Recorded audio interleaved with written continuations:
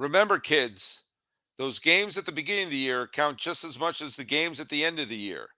If the Milwaukee Brewers had picked up a couple of more wins along the way, well, they would have had the Phillies spot.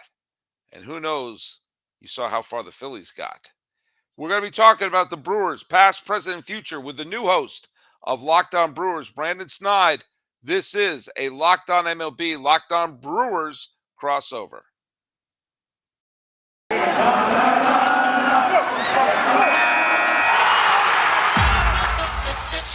You are Locked On MLB, your daily MLB podcast, part of the Locked On Podcast Network, your team every day. Hello, baseball fans, and welcome to Locked On MLB, part of the Locked On Podcast Network, where it's your team every day. This is the daily podcast. We talk about all of Major League Baseball. I am your host, Paul Francis Sullivan. Jay, I got a lower third right there. You can call me Sully. I am an Emmy-nominated television producer who has been a baseball podcaster for the last decade and spent the last 4 seasons here at the Locked On Podcast Network. You can follow this show at Locked On MLB Pods on Twitter and on Instagram. If you want to follow me personally, go to Instagram, where I'm at Sully Baseball Podcast. Be sure to subscribe to us on YouTube. And if you got a smart device, be sure to tell it to play podcast Locked On MLB. Or check out some of the other great shows on the Locked On Podcast Network, including, let's just pick one at random, Locked On Brewers, with a brand spanking new, he has that fresh out of the box host smell. Brandon Snide, welcome aboard. This is your first time on Locked On MLB. It is, Sully. It's awesome to be here. I appreciate you. I appreciate the time. I appreciate the effort and the energy you put into talking about baseball. And when it's a winter storm pending in Milwaukee, it's great to talk about summer sport here in baseball. So it's good to be here. I'm glad to be with the Locked On Network. It's been tremendous. Well, look, as this show is being dropped on the week of Christmas, I'm not exactly sure which day. I'm going to pull back the curtain and sometimes record some of these ahead of time. This is when a baseball podcast is most necessary, in my humble opinion. Now, I'm here in Los Angeles County. I'm in the luxurious Locked On MLB studios in Pasadena, California, overlooking the historic Rose Bowl. But I've been there living in the Northeast and everything when it gets really cold. It's kind of dark. It's dark earlier. It's that awful level of snow when it's no longer Charlie Brown romantic and it's just nasty, Fargo feet crunching in the snow nastiness. And you're just sitting there and you're thinking about baseball. You're just thinking about baseball. And that's when you need a baseball podcast. In the middle of July, if you need a baseball fix in July, you turn on a game. And it helps when your team has made 4 trades now this offseason. Yeah. So it helps. And there's a lot to talk about. Yeah, there's a lot to talk about. There's a lot to break down. A lot of what ifs, of course, free agency is going on. So yeah, there's a lot going on here in Milwaukee, and with Christmas coming around the corner and a snowstorm, we're getting through it, and it's nothing out of the norm here. Sully, we're used to this by now. Yeah, let me just ask you a question here, and I promise I'm not going to harp on this too much, but it is kind of mind-boggling. This was a team that was in first place by themselves at the trade deadline, and they wound up missing a year where there are 3 damn wild card spots, and of course they're finished 1 game behind Philadelphia, who I don't know if you read the paper, but they wound up going. They were within 2 wins of winning it all, and you take a look at this team, and they've made the playoffs, whether it was as a wild card team, as a division winner in the truncated COVID season, whatever, for the last bunch of years. They missed this year. Is there a sense of frustration about how this team unfolded, and how does give me the pulse of Brewers fans, especially when watching the team that took their spot got all the way to the World Series? That's a great question. I think you can talk about the word frustration and highlight that over and over again throughout this fan base, because it doesn't just stretch Sully until last year. It stretches to 2021 as well. You win a record, tying the record high in wins, and 95 wins. I believe it was 90. I think they tied the record, 95 wins in 2021. And then you get to the playoffs against the Atlanta Braves, who I don't know, went on to win the World Series that year. And you just couldn't produce any runs. You couldn't get any hits going. Offense was just dead in the water. And then you're like, okay, well, we'll get to 2022. Pretty much the same team. You got your core pitching, you got your bullpen, your back end, and Josh Hader and Devin Williams. You're good there. You got Colton Wong coming back. Rowdy Tellez is here. Willie Adames is here. Will Christian Yelich break out of his slump? Well, you get your answers within the first couple of weeks of the season. The offense is just really still stuck in water. And the pitching is there, though. Throughout the course of the season, your pitching was there and you were reliable on it. And you go into the All-Star break and you're in first place and you're feeling pretty good. And then, Sully, you go out of the All-Star break and bam, 7-1. If you're a Brewers fan, you're like, okay, if we could just get into late August, we can push into September and we can, the rosters expand a little bit. Maybe we'll get a little bit of some juice, some energy into this team, maybe some offensive output somewhere.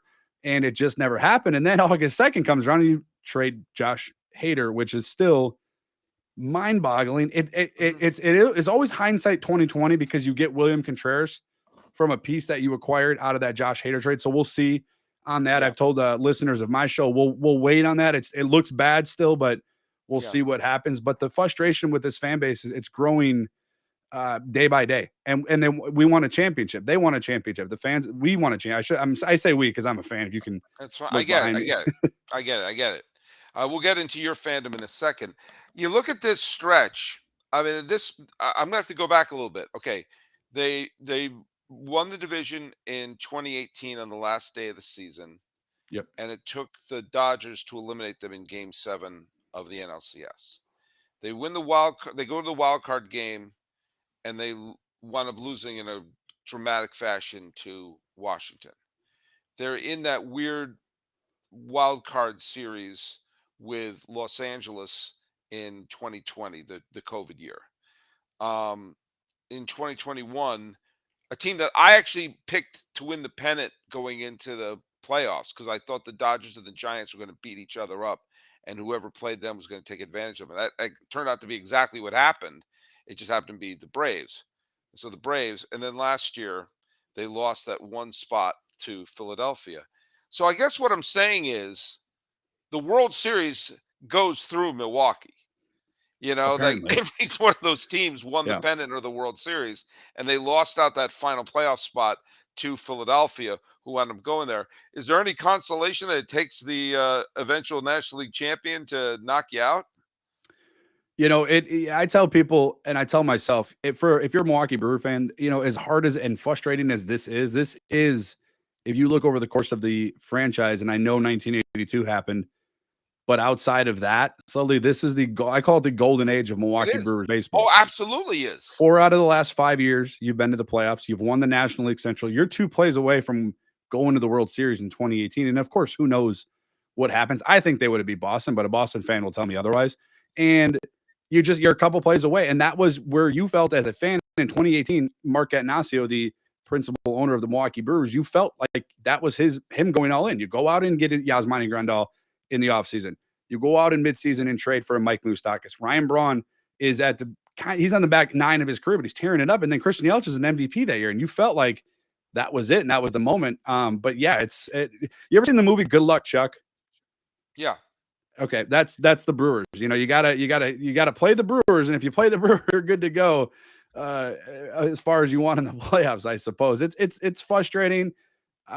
We obviously demand more, but as a fan, we're told because we're a small market, things just don't always happen that way. But we're trying to push back on that notion a little bit especially since I've taken over.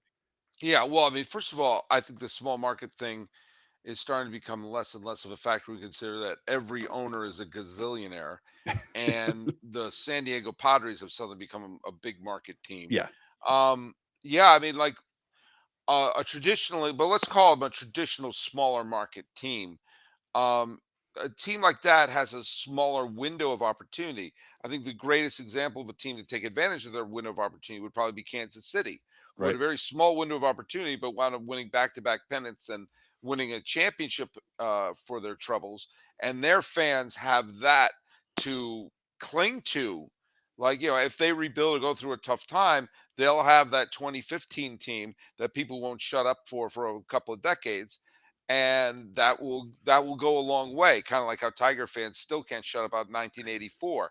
But this Brewers team, last year was the year. I really and looking back, I completely believe if they had won Game 2 against Atlanta, they would have beaten them, and I think they would have beaten Los Angeles, who was just absolutely a mash unit by the time they got Yeah. to the NLCS. And you would have had the most confusing World Series for a time traveler to see the Astros as the American League champions and the Brewers as the National League champions. Because when I was growing up, the Astros were the quintessential National League team. The Astros were quintessential National League team, and the Brewers. I'm even losing myself here. But I just thought last year with their pitching staff, I thought they were going to pound Atlanta, and then, I thought they were going to win it. Yeah, and it's been the last 2 years have just been a really weird transition for Milwaukee Brewers fans. So when we were in 2018, going back to that series where they lost to the Dodgers 1 game away from the World Series, it was all offense, right? Their young core. I mean, Corbin Burns Yeah. he was coming out of the bullpen. They didn't have Devin Williams then. So the core. So if the last 2 years have kind of been a little bit of a transition for Brewers. Our offense has been terrible. It's been super slow. It's super streaky, inconsistent, but the pitching has been solid, and you're getting 6, 7, 8 innings out of your starters: Brandon Woodruff, Corbin Burns, Freddie Peralta. You got young studs coming up through the farm system that are up in the major leagues. Aaron Ashby and Ethan Small. Your back into the bullpen is at that point was about as locked as it can get. Devin Williams, Josh Hader. But your offense just couldn't generate anything. And that's the problem when you get into October and you get into those matches where things get a little bit tight. You got to be able to have timely hits, timely runs, have an offense with a little bit of juice to it. In the last 2 years, and the biggest reason why, and I hate to be this guy that shoots the layup here, wide open layup, but Christian Yelich just hasn't been that guy. When you're paying him what you're paying him, you have got to get more out of him offensively, because that's who you built this team around the last few years. He's supposed to be he's your franchise player. Well, Yeah. look, we're going to get into a little bit of the off season as we move towards the 2023 and optimism's there. But first, did you know that driving high is considered driving under the influence? That's right. Driving under the influence of marijuana is against the law in every state, including the states where marijuana is legal. That means driving high could lead you to a DUI. And if you think law enforcement officers can't tell when you're driving high, you're wrong. Your friends can tell, your coworkers can tell, even your parents can tell. Everyone can tell. So what makes you think a law enforcement officer doesn't know when you're driving high? Driving under the influence of marijuana can slow your response time and change how you perceive time and speed. So even if you think you're fine to drive, you're not when you're high. Because the bottom line is, if you feel different, you drive different. And driving high is driving under the influence. So remember, drive high and get a DUI. This has been paid for by NHTSA. Okay, we're here with Brandon Snide of the brand spanking new host of Locked On Brewers. So, give the Brewers credit; they're not resting on their laurels. They're being aggressive. Contreras has come over. Let's break down some of the moves that have happened to the team. They have lost some players. They have made some moves. Adames is kind of sitting there. Is he a trade chip or what's going on? Tell us a little bit about your thoughts about some of the moves they made and the fact that they were the third wheel in the Sean Murphy to Atlanta deal, but they wound up walking away pretty well along the way. I had to correct my grammar because my mother's listening. Talk to us a little bit about your thoughts about Milwaukee's offseason. Yeah. So it was, the theme of the podcast since I've taken over it, I tell my listeners that there's more questions than answers, because going into this, we weren't sure about the catcher position. Victor Carantini was, after you let Omar Narvaez go, was your starting catcher on the 40-man roster, and that wasn't going to probably fly going into the season. You weren't sure about your bullpen. Your back end of the bullpen still has question marks. Third base is still a question mark. But then for an offense, we talked about it in the first segment there, Sully, that struggled, and you trade away your first hitter, your best hitter a year ago, and Hunter Renfroe. And you're like, okay, well, he was due 1 year, $11.5 million out of arbitration. I guess you get a few bullpen arms out of the Los Angeles Angels. Oh, they got him. That's right. They traded him to the Angels. For a Yep. second, I thought they traded him to the Rangers because whenever I can't remember who a player signed with or who they were traded to, it's always the Rangers. I don't know why. I don't know why. All right, sorry, I didn't mean to stop No, you there. you're absolutely fine. And then you go to your second best hitter, your Gold Glove second baseman, who's been a staple in the middle of your infield, in Colton Wong, and he gets traded for a guy that has question marks around him. Jesse Winker had a couple guys that I talked to who covered them within the last few years, and they speak very highly of Jesse Winker. That Abraham Toro was also included, that another utility infielder for the Milwaukee Brewers.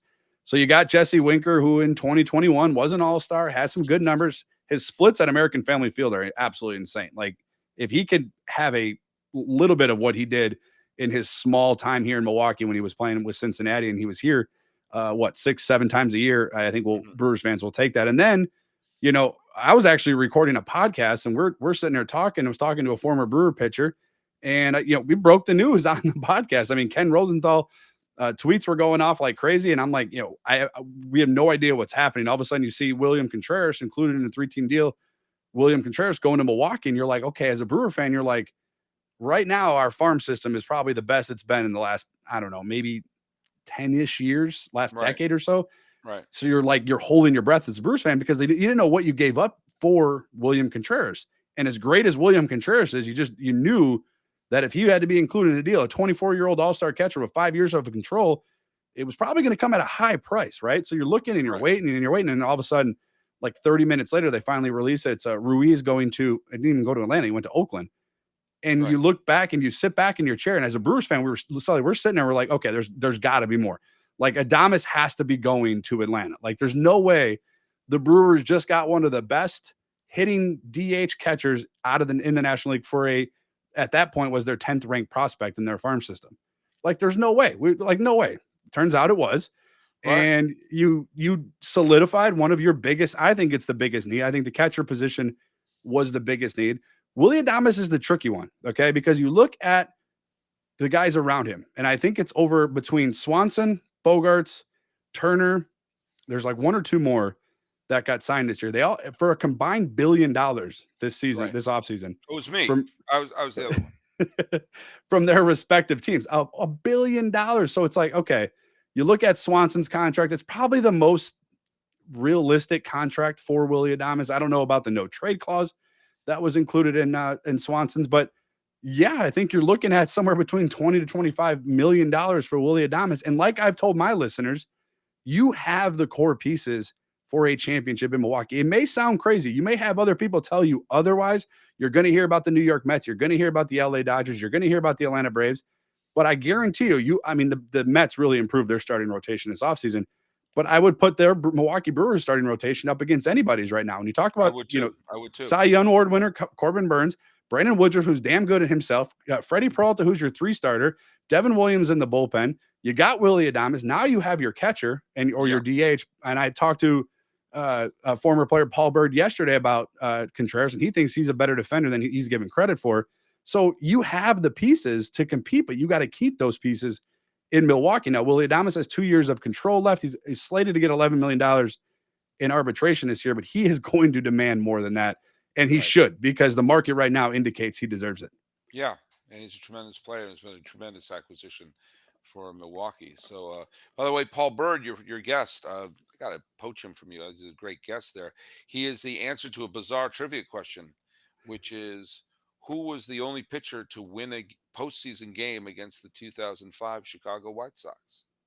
And it was Paul Bird. I was going to say, I'm guessing it's Paul Bird. Well, because the White Sox were one of two teams since the wild card era to go through the whole postseason losing only one game. The 99 Yankees and the 2005 White Sox each lost only one game. The Yankees in 1999 lost one game. Roger Clemens started that game. It was against Pedro Martinez. That's when Pedro Martinez was from a different planet.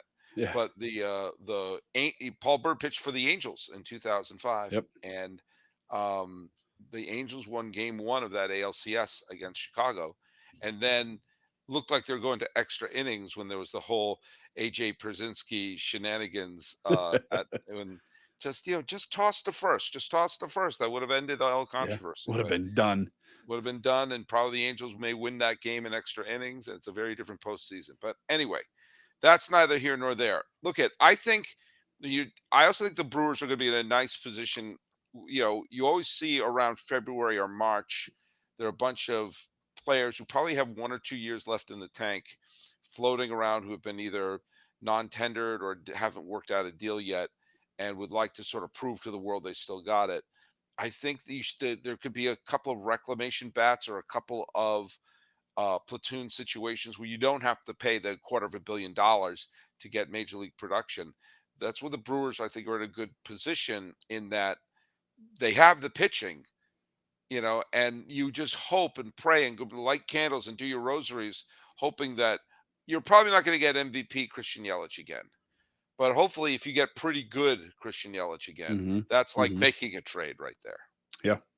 No, I absolutely agree. And you look at, I kind of mentioned that a little bit throughout the course of the last few weeks, is third base seems to be the one other big question mark. And look, I advocated for Justin Turner. I know he's 38 years old. I know he signed a 2-year, $22 million deal. I would have been willing to look at that because right now there is no future at third base in Milwaukee within their current roster and their down in the farm system. So yeah, absolutely. Evan Longoria is another name that I like throwing out there. Obviously the big name that people want is Brandon Drury in Milwaukee. I get it told to me probably every single show that I do that's who Milwaukee or who the fans want in Milwaukee. But I think that's kind of how the Brewers have operated, Sully. And you look at right now, and it shouldn't be shocking, I guess, but the Milwaukee Brewers right now are currently one of only two teams in the entire Major League Baseball that have not spent a dollar in free agency. Now, I don't think that's changed for Miami. I haven't seen the latest news in the last few hours, but you're the one of only two teams who not spend a dollar in free agency. Keep in mind, the Brewers were in the top half of Major League Baseball in ticket sales and merchandise last year. It's a fan base that is continuously going to the games, buying the merchandise, supporting the team. I think at some point you got to look at this. And then if I'm an owner, and of course it's easy for me because it's not my money, I have a team right here that is ready right now to compete. Right. And you don't need to go out and spend, like you said, you don't need to go out and spend, tons and tons of money. You got to shore up some pieces, right? You need another close. You possibly need another closer. Can Devin Williams close? He struggled after the Josh Hader trade. Now, was that mental? Oh, probably a little bit, right? That was a close friend of his. They worked together. Obviously, maybe it had a little effect on him, but you're unsure there, right? You're unsure at third base. You got a lot of these Bryce Terrain, Joey Weimer, Sal Frelick.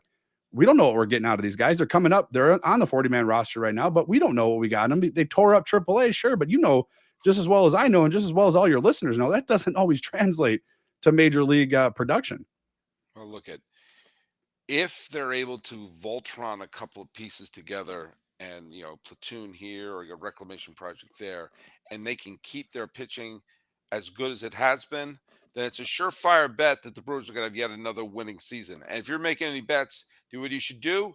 You should head on down to BetOnline, which remains your number one source for all your online betting needs. Find your sports betting info, stats, news, and analysis at betonline.net. Get the latest odds and trends for every professional and amateur league out there, from pro football and college bowl season, basketball, both pro and college. They got it all at betonline.net. And if you love sports podcasts, you can find those at BetOnline as well. They're always the fastest and easiest way to get your betting information. So head to the website today or use your mobile device to learn more. BetOnline, it's where the game starts. Hey, quick question. We're here with Brandon Snide, the brand spanking new host of Locked On Brewers. Tell us a little bit about your Brewer fandom. Who was your guy growing up? And I think I'm a little bit older than you because I have vivid memories of the '82 season. But what were some of the players other than CC Sabathia that you grew up loving that people think about as a Milwaukee Brewer? So yeah, I'll tell you, I grew up a Brewers fan. I'm born and raised here in Milwaukee. I left for a period of about 12 years. I was in the Army. I I enlisted in the Army. I guess it's the same thing. I'll take either one. That's more yeah, than I mean, I guess it works. And thank you very much for your Oh service. yeah, appreciate it. Yeah, so it's been a staple of my life, man. I'll tell you, I can remember early childhood memories. Did you serve in the Middle East? I did. Yeah, I was deployed in Iraq and Afghanistan. Oh my goodness! Wow, I used to watch that's Brewer games, Sully, at like 3 in the morning. I wouldn't miss it. wow, wow, that's Yeah. amazing. That's Yeah, I absolutely used to have amazing. my mom would record it. This is back before like smartphones, record it on a camera and send it to me. Yeah, we have great memories with the Brewers. It was my first love. My dad actually, this is like real quick, I'll get to what your question is. My dad actually almost made the Brewers in 1980. I want to say it was 86. They had open tryouts back then, and you could go to County Stadium at the time. And he played with Robin Yount, Paul Molitor, and he made the final list. He didn't make the roster, obviously, but he was close. I was about to say, So base is your dad Billy Joe Robideau? Is that who your dad is? no, Remember no, that no, no. name? So it's baseball is just it's always been around my growing up, and so the Brewers have always obviously been a part of that. Jeremy Burnitz, I'm sure you remember. Oh yeah, Jeremy Burnitz, BJ Surhoff, because my initials are BJ. So I was a fan of his. Ryan Braun is probably Jeff Cirillo. Jeff Was he Cirillo. I yeah, actually have a story about Jeff Cirillo, I had a real feeling you quick. did. So, so I'm sitting on the third base side. Me and my aunt go to this game. It's at I think it was at American Family. Well, now Miller Park or then Miller Park, and he hit. This is before the net goes all the way to like corner to corner. He hits a ground ball, hits me in the stomach. The ball falls on the pavement or whatever. Somebody else behind me picks it up. I was like 12 years old. They wouldn't give me the ball back. So Jeff Cirillo hit me with a foul ball. So if Jeff Cirillo's out there, I want another baseball, one other opportunity Well, to get that back. okay, that's it. That's it, folks. We got to make it our mission here. We got to get Cirillo on Locked On Brewers. Got to have it. Got to have it. So the big one though, the big one, and this is going to make you. I don't know how this is going to make you feel, but Ryan Braun was like the big one for me. So growing up, I was just getting ready to finish up high school, and I remember seeing this.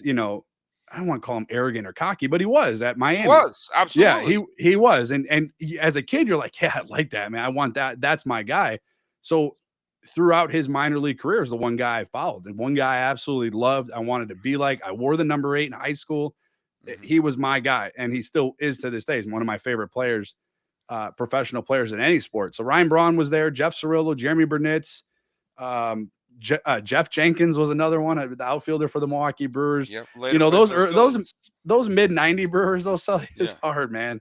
It was hard. Early 2000s, it was hard. It didn't get good really until the fielder JJ Hardy and Ryan Braun, when they started coming up through the minor leagues, then you could feel a little bit of a change throughout the organization and certainly throughout the fan base. You got the Niger Morgan hit that clinched the division series in 2011. 2011, and they had home field advantage in the NLCS against the Cardinals. Again, the World Championship has to go through Milwaukee, but that was a year. It doesn't fail. The Cardinals only made the postseason because the Braves collapsed, and they beat one of the best regular season teams I ever saw in the 2011 Philadelphia Phillies. And so I gave the Cardinals no credit. And I was like, oh man, the Brewers are going to get to the World Series. And they got to game 6, but they couldn't make it stick. But wow, man, lots of great memories. My cousin Dave, who's a rabid Met fan, but he went to college in Marquette, and he was there in '82. Okay. For Yount, Cecil Cooper, Molitor, Stormin Gorman Thomas, Jim Gantner. Such a good team, though, man. Holy cow. And down. And the injury to Raleigh Fingers probably cost him the World Series. Yeah, I think so too. Yeah, because I think most people would agree with that. Their bullpen blew at least the bullpen blew game either 3 or 4 to St. Louis, and it was game 7 was back and forth. I'll tell you this. I don't know why I'm telling this story, but my family lived in Europe for a couple of years when I was about 8, 9, and 10 years old. And I just rabid out of my mind baseball fan, taken away from baseball. And my best buddy was another American. There was a lot of companies had offices in Switzerland, and my father worked there for a couple of years. And so, and we would get like the scores like 2 days after they happened. This is way pre-internet. And so my best buddy was another American who was living there, whose father worked at Caterpillar. And PJ was a huge Brewers fan, loved Cecil Cooper, loved, Yount, loved, Ted Simmons, all of them. And so, and everyone in Europe at that time, the Americans there had VHSs. We were all early in on VHSs because people sent tapes from America so we could watch American television. And so I told PJ, if the Brewers make the playoffs, I'll send him tapes of the games. And I don't know if you know, but the 82 division went down to the final day between Baltimore and Milwaukee. Yep. And Milwaukee winds up clinching on the final day of the season. And they went to play one of the most star-studded teams I ever saw in my life, which was the 1982 California Angels. Mm-hmm. And I was like, PJ, I hope you're happy you're making the playoffs because they had Fred Lynn, that's where it's Reggie going. Jackson, Rod Carew, Doug DeSensei. There's another huge one in there. Bobby Grich, Don Baylor. They had Tommy John pitching for them. It was like, I remember, it was like unbelievable. They were down 2-0 to them in a best of 5 series, and they won the last 3 games. Yep. And then they wound up playing the Cardinals, and it should have been Bruce Sutter versus Raleigh Fingers in the World Series, but they had to use Pete Ladd, and alas, the Cardinals took the lead. But I just, closest we've ever been to a World Series. Yeah. And that was maybe the closest we'll ever get to a World Series. I rewatched that Game 5, the one where Cecil Cooper got the game-winning hit to win the pennant, and I rewatched that.